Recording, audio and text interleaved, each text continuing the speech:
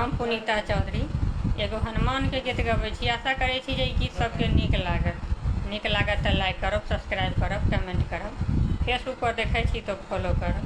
जय मिथिला, जय मैथिली। कहाँ सँ अयलै बन के अहिल्या से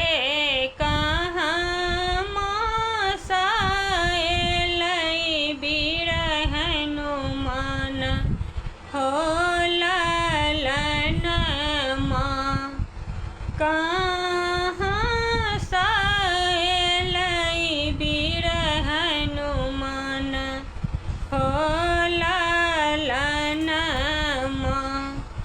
अयोध्या सँ अयलै बन के अहिल्या से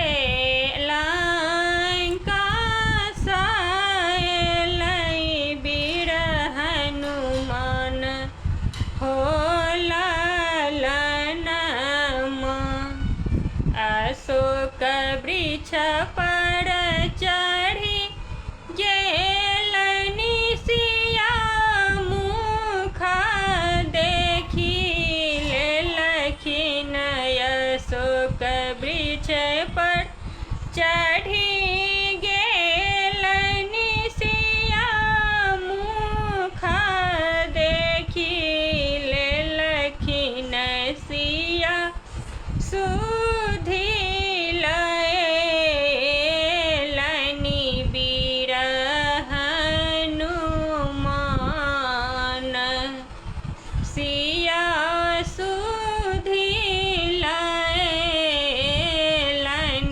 वीर हनुमान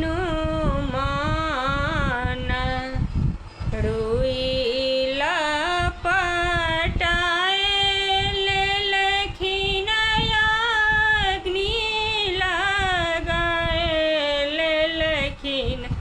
रुइला पटाए लेलनि अग्नि लगाए लेलनि छनहि में लंका जरा देलखिन वीर हनुमान छनहि जरा देलखिन वीर हनुमान लंका जराए देलनि सिया सुधी लयलनि लंका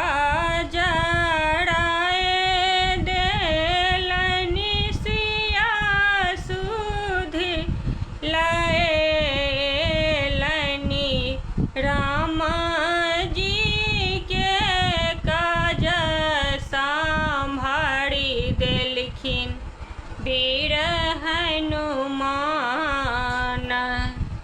राम जी के काज संभारी देलखिन वीर हनुमान।